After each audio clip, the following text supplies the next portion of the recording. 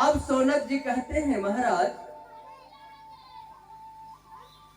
इस भागवत की कथा को 7 दिन में सुनने की परंपरा कब से आरंभ हुई, जरा बता दो। ये 1000 वर्ष का सत्संग का सत्र जो चल रहा है नेमिषारण्य क्षेत्र में, ये भागवत की कथा 7 दिन में कब से सुनने की प्रथा आरंभ हुई, बताओ। तब कहते हैं सूत जी, ऋषियों सुनो, हम बताते हैं कि 7 दिन में कथा सुनने की परंपरा कब से आरंभ हुई। सबसे पहले सनक, सनंदन, सनातन, सनत कुमार चारों भाइयों ने इस कथा को नारद जी को सुनाई थी 7 दिन में। सोनक जी बोले, महाराज नारद जी तो 2.5 घड़ी से अधिक कहीं ठहरते नहीं, तो 7 दिन बैठ करके कथा का रसपान कैसे कर लिया। जो आदमी 2.5 घड़ी ही एक जगह रहता है, वो 7 दिन कैसे बैठ के कथा का रसपान कर लिया, हमारे समझ में नहीं आता। इसका उत्तर तुलसी बाबा ने रामायण में दिया है कि जो लाख श्राप आप पर पड़ा हो, लाख श्राप, करोड़ों श्राप, लेकिन जो ही आप हृदय से भगवान का नाम लोगे, श्राप आपका पीछा छोड़ के चला जाएगा। तो नारद जी 7 दिन तक कथा कैसे सुन लिए, तो सुमिरत हरि ही साप गति बाधी, सहज विमल मन लागी समाधि। भगवान का हृदय से नाम लिया और 7 दिन कथा सुन ली। अच्छा, नारद जी ने कथा कहां पर सुनी, क्यों सुनी, कैसे सुनी, जरा बताओ। तब कहते हैं सूत जी महाराज, ऋषियों, एक बार बद्रिका आश्रम में चारों भाई सत्संग के लिए भ्रमण कर रहे थे। चारों भाई कौन, ब्रह्मा के मानस पुत्र सनक, सनंदन, सनातन, सनत कुमार, ये 4 भाई। कि कोई मिल जाए तो कथा सुनाएंगे, और कोई सुनाने वाला मिल जाएगा तो बैठ के सुनेंगे। तब तक क्या देखा कि नारद जी दूर से आ रहे हैं। चारों भाई प्रसन्न हो गए कि आज कोई श्रोता मिला है, आज नारद जी को कथा सुनाएंगे। जब नारद जी नजदीक आए तो नारद जी का मुंह लटका हुआ था। सन्यासी होके, महात्मा होके नारद जी का मुंह लटका हुआ है, उदास चेहरा। तो चारों भाइयों ने पूछ दिया, ये बद्रिका आश्रम की बात है, बद्रिका आश्रम, वहीं पर चारों भाई हैं। बद्रिका आश्रम को विशालापुरी भी कहा जाता है। कथम ब्रह्मन दीन मुख कुतश्चिंतातुरो भवान। अरे ब्रह्मन, तेरा मुंह क्यों लटका हुआ है, क्यों चिंतित हो, लगता है किसी कृपण का धन चला गया। तेरा क्या चला गया? संत का धन तो कोई लूट सकता नहीं, संत का धन चोरी नहीं जाता। आज यदि जो धन चोरी चला गया वो संत का धन हो सकता नहीं। देखो भैया, संत का धन रुपया पैसा नहीं होता, रुपया पैसा तो कोई चुरा सकता है। संत का धन होता है भगवान का नाम, भगवान का भजन। तो बोलो, भगवान का भजन कोई चुरा लेगा क्या? तो तुम्हारा क्या चोरी चला गया नारद जी, जो मुख लटकाए हो?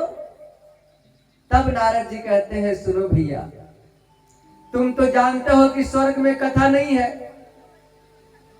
वैकुंठ में भी कथा नहीं है, तो हमारी इच्छा हुई कि कथा का रसपान किया जाए, तो हम धरती पर आए। अच्छा, धरती पर आए, तुझे कथा नहीं मिली? अरे नारद, चले गए होगे तुम बंबई सिनेमा की नगरी में, फिल्म सिटी, वहां पर कथा कहां से मिलेगी? वहां तो वही हीरो हीरोइन, वहां पर भजन कहां से मिलेगा? वहां तो सब डिस्को गाना मिलेगा। वहीं चले गए होगे, इसीलिए कथा नहीं मिली, तेरा मुंह लटका हुआ है। नारद जी बोले, ना भैया, हम बंबई नहीं गए थे। कहाँ गए थे? तो तीर्थ में गए थे। तीर्थ में कथा नहीं मिली। कौन कौन तीर्थ गए थे बताओ? तो नारद जी कहते हैं, पुष्करम च प्रयागम काशी गोदावरीम तथा हरिक्षेत्रम कुरुक्षेत्रम श्रीरंगम सेतु बंधनम। सारे तीर्थों में गए भैया, कथा नहीं मिली। ये तीर्थ में सारे पाखंडी घूम रहे हैं, लाल पीला पहन के, दाढ़ी जटा बढ़ा के। देखो, हम नहीं कह रहे, ये भागवत में लिखा हुआ। पाखंड का अर्थ का क्या होता है? जो पाप का ही एक खंड हो, उसी का नाम पाखंड। भैया, तीर्थों में कथा नहीं मिली, सोचे कि आश्रम में कथा मिलेगी। आश्रम में गए भैया, वहां भी कथा नहीं मिली। एक बहुत बड़ा बोर्ड लगा हुआ था, बड़ा आश्रम था, श्री श्री 108 ब्रह्मचारी जी महाराज। उस आश्रम में गए, अंदर गए तो क्या देखे कि आश्रम ब्रह्मचारी जी का, सारे बच्चे छोटे छोटे खेल हंस रहे हैं। बताओ भैया, एक ऐसा ब्रह्मचारी है? वहां से भागे भैया। एक बहुत बड़ा आश्रम मिला सन्यासी बाबा का, सोचे यहां तो कथा मिल जाएगी। जब वहां गए भैया, तो बोर्ड लगा हुआ है सन्यासी का, त्यागी का। लेकिन भैया, अंदर गए तो केवल रुपये पैसे का लेन देन हो रहा है। रुपया पैसा के लिए मारा मारी हो रही है। हमारा इतना हिस्सा, तो साधु बोलता है हमारा इतना हिस्सा। वहां से भागे भैया। तब गए मौनी बाबा के आश्रम में। ये तो मौनी बाबा का आश्रम है, लेकिन भैया, मौनी बाबा के आश्रम में भी जब प्रवेश किए तो कथा नहीं, केवल लड़ाई झगड़ा, शोर शराबा। अरे हम मालपुआ खाएंगे, तू कहता है हम राबड़ी खाएंगे। ये है महात्माओं का किस्सा भैया। वहां से भागे हम कि चले गृहस्थों के घर में कथा मिलेगी। लेकिन भैया, क्या कहें गृहस्थों की दशा। एक दरवाजे पर हम गए, एक टूटी खाट पर एक बूढ़ा व्यक्ति लेटा हुआ था, खांस रहा था। पानी पानी। तुम लोगों को बात करना है तो चली जाओ ना, घर चली जाओ, जीवन सुधर जाएगा कथा सुनोगी तो। जिंदगी में कुछ बनना है तो कुछ तो कर, सुन लो। तो दरवाजे पर भैया गए, गृहस्थ के दरवाजे पर एक बूढ़ा व्यक्ति खांस रहा है, आवाज लगा रहा है, पानी पानी पानी। घर से बहू की आवाज आती है, क्या दिन भर पानी पानी करते हो? जब तेरी सेवा दिन भर करते रहेंगे तो हमारे भी तो बाल बच्चे हैं, हमारा पति है। सुनो भैया, जब तक इस बूढ़े के पास बल था, कुदाल चलाया, पैसा कमा के लाया, तब तक बेटा बहू खूब स्वागत किया। आज जो ही शरीर थक गया, वही बेटा और बहू ताना दे रहा है, कह रहा है कि मर भी जाता ना तो मुक्ति मिल जाती। अरे भैया, क्या सुनाए, लड़का लड़की का खरीद बिक्री हो रहा है। जो ज्यादा पैसा देगा वही हमारे बेटा को खरीदेगा। तो जब तेरा बेटा बिक गया, तुम पैसा पर अपने बेटा को बेच दिया, तो सास सेवा करेगी बहू की कि बहू सेवा करेगी सास की? तूने तो अपने बेटा को बेच दिया, अब तो बहू आई है, तुम सेवा करो। बहू क्या बोलती है, सासू माता जरा एक कप बेड टी बना के देना ना, शरीर में थोड़ा दर्द है। इसलिए कि तुमने तो अपने बेटा को बेच दिया है दहेज लेकर के। भैया, बेटा बेटी की बिक्री हो रही है। और जानते हो भैया, नारद जी कह रहे हैं सनकादि से कि जब कोई घर में होता है फंक्शन ना, तो बूढ़ा बूढ़ी से कोई नहीं कुछ पूछता है। ससुराल से साले साहब को बुलाया जाता है, ससुर जी को सलाह लेने के लिए। गोतिया लैया केवल अब खाने के लिए आते हैं। अंदर में देखो तो सास सर है, सढ़वाना नाता साली सब। एक भागवत में लिखा हुआ है कि भैया गजब हो गया परिवार, वहां से भैया हम भागे। अब तो गृहस्थ के यहां भी कथा नहीं, चले गए वृंदावन कि वहां तो कथा मिलेगी। वृंदावन जमुना के तट पर गए भैया, तो क्या देखा? जमुना के तट पर एक नई नवेली नवयुवती बैठ करके रो रही है, आंसू बहा रही है, और दो बुढ़े बगल में लेटे हुए हैं अगल बगल, और कुछ माताएं पंखा झेल रही है, कोई पानी पिला रहा है। और माताओं में जानती है एक बहुत बड़ा गुण होता है, हमारी माँ लोग अभी अभी आंसू बहा रही है और 2 मिनट में हंसने लगेगी। ये माताओं का गुण है, हंस रही है तो 2 मिनट में रोने लगेगी। नारद जी ने जब ये दृश्य देखा तो नारद जी से रहा नहीं गया। नारद जी सोचे कि चल के पूछ ले कि भैया ये जवान माता जी कौन है, और 2 बुढ़े अगल बगल क्यों, कैसे सोए हुए हैं।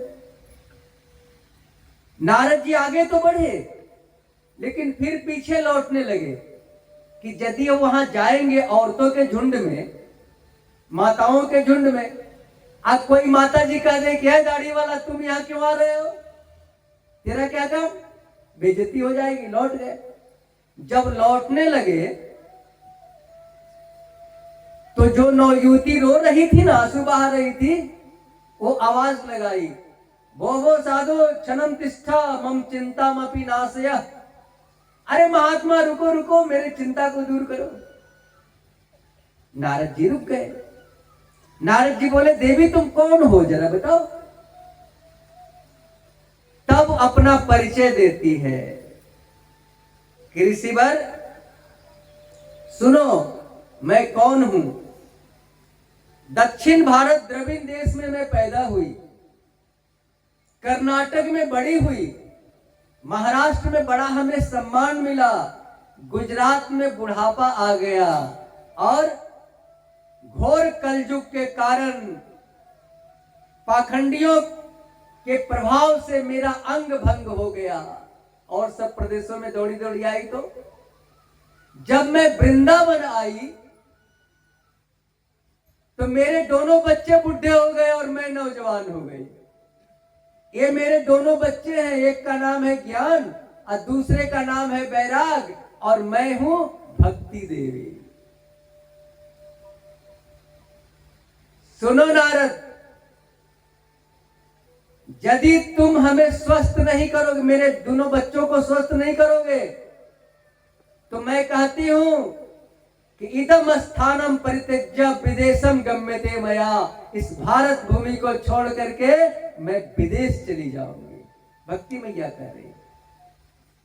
नारद जी बोले कि मां आप इतना चिंतित क्यों हो रही हो। सतयुग में, त्रेता में, द्वापर में आप तो ठीक से रही, अब कलयुग आ गया है मां, तब भी धन्य है वृंदावन कि तुम नौजवान हो। वृंदावन में जब आप जाओगे ना, वृंदावन हम जाते हैं लगभग साल में, हर साल जाते हैं, तो वृंदावन जाओगे तो वहां लोग यदि आपको अगल बगल भी साइड मांगना होगा तो क्या कहेंगे, ये नहीं कहेंगे कि हटिए जरा, क्या कहेंगे, राधे राधे राधे राधे। यदि आपको कोई प्रसाद भी देगा तो आपको क्या बोलेगा, राधे राधे। आप लोग भी प्रेम से बोलो राधे राधे। वृंदावन में चारों तरफ भक्ति की गूंज है, राधे राधे राधे राधे चारों तरफ। गोवर्धन की परिक्रमा करो, वो 7 कोस का गोवर्धन, इतना आनंद आता है पैदल परिक्रमा करने में, मत पूछो। यदि भक्ति है तो वृंदावन में। तो नारद जी बोले कि कलयुग है माता जी, थोड़ा सा धैर्य धरो। और तब बोले कि माता जी विदेश जाने की बात मत करो, मैं शपथ खाता हूं कि यदि ज्ञान वैराग को स्वस्थ नहीं कर दिया तो हरि का दास न कहाऊं। सौगंध ले लिया और चारों वेद सुना दिया, 18 पुराण सुना दिया, गीता पाठे मुहुर मुहुर, गीता को बार बार सुनाया। ज्ञान वैराग्य दो बुढ़े थे, थोड़ी सी मूर्छा टूटी और फिर मूर्छित हो गए। अब तो नारद जी घबरा गए कि अब क्या करें, सारा उपाय तो मैंने कर दिया। आकाशवाणी हुई, नारद सत्कर्म करो। नारद जी बोले कौन सा सत्कर्म करें? क्या वेद सुनाना सत्कर्म नहीं है? क्या पुराण सुनाना, गीता सुनाना सत्कर्म नहीं है? कौन सा सत्कर्म करें? तो आकाशवाणी ने कहा कोई संत बताएगा, संत से पूछो। तब भक्ति देवी को नारद जी बोले कि भक्ति मैया आप यहीं पर बैठो, हम पूछ के आते हैं संतों से कि सत्कर्म कौन सा करें कि ज्ञान वैराग्य स्वस्थ हो जाए। और भैया यही पूछने के लिए हम आपके पास आ गए, तुम ही बता दो कि कौन सा सत्कर्म करे कि ज्ञान वैराग्य स्वस्थ हो जाए।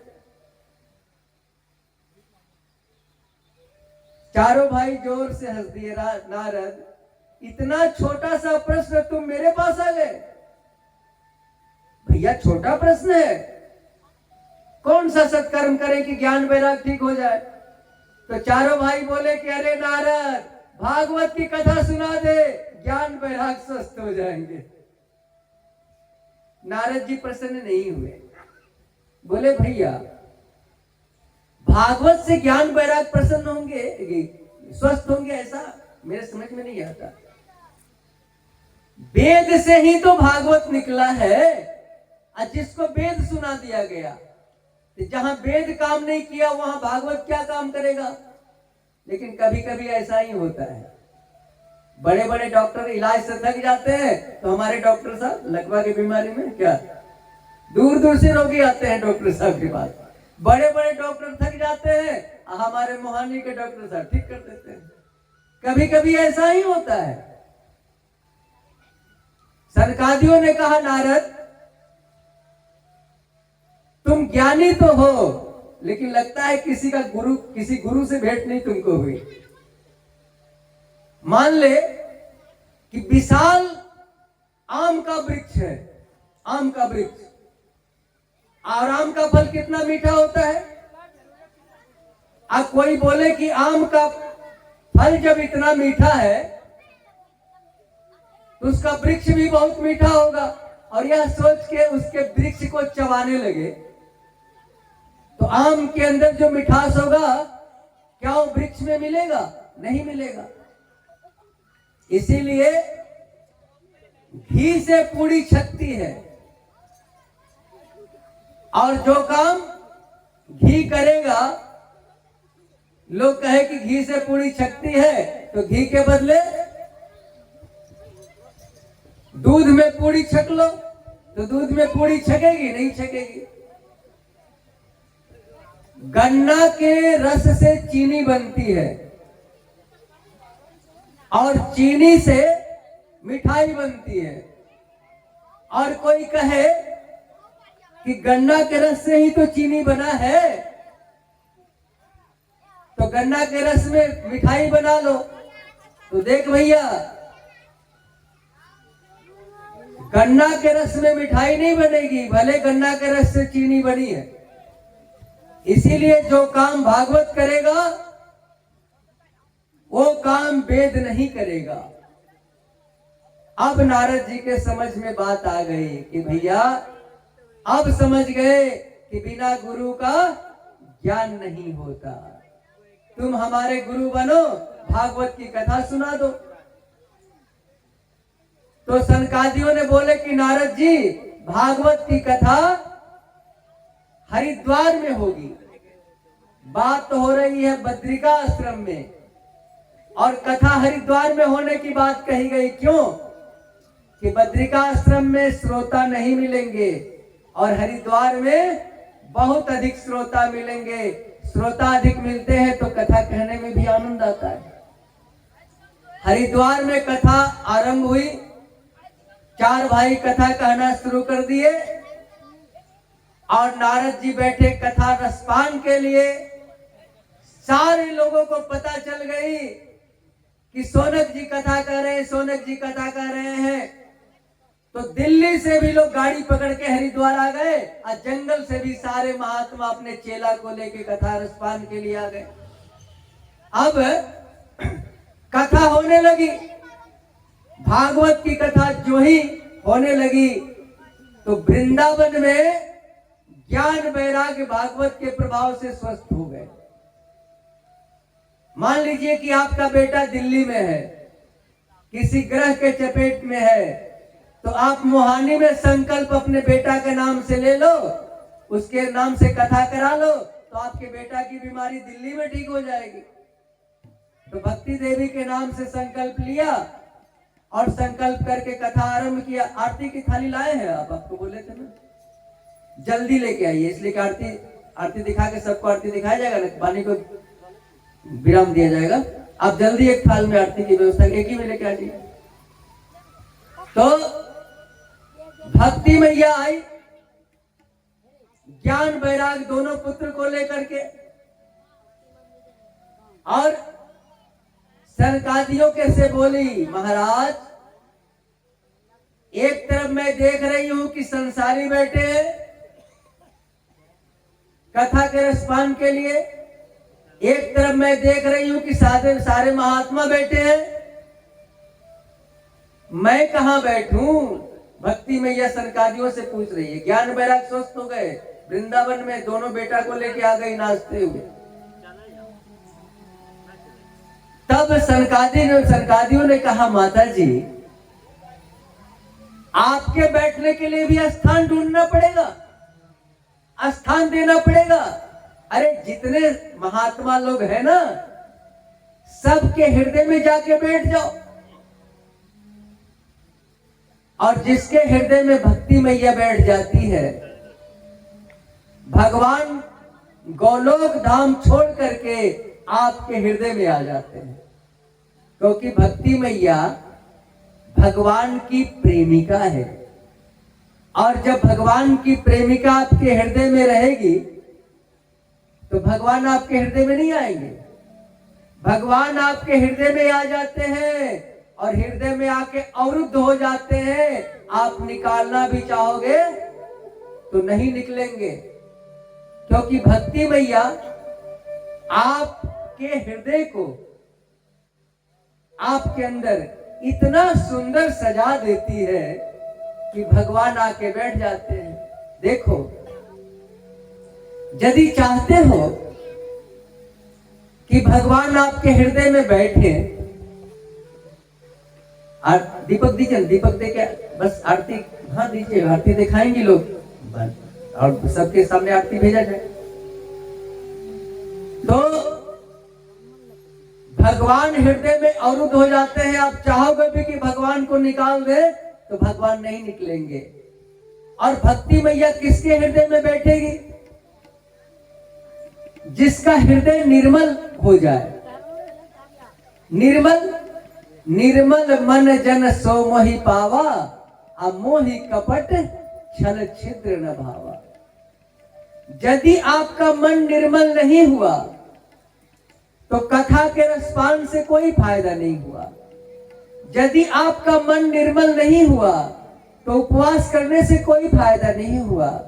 यदि आपका मन निर्मल नहीं हुआ तो नवरात्रि करने का, एकादशी करने से और सत्यनारायण व्रत कथा कराने से कोई फायदा नहीं हुआ।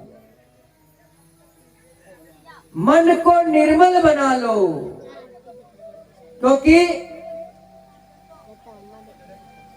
जिसका मन कपटी है उसके अंदर भगवान नहीं बैठेंगे। सरल शब्द का अर्थ क्या होता है? सरल। स मने सीता, र मने राम, ल मने लक्ष्मण। तो यदि आप सरल बन जाओगे तो आपके हृदय में राम लक्ष्मण सीता विराजमान हो जाएंगे।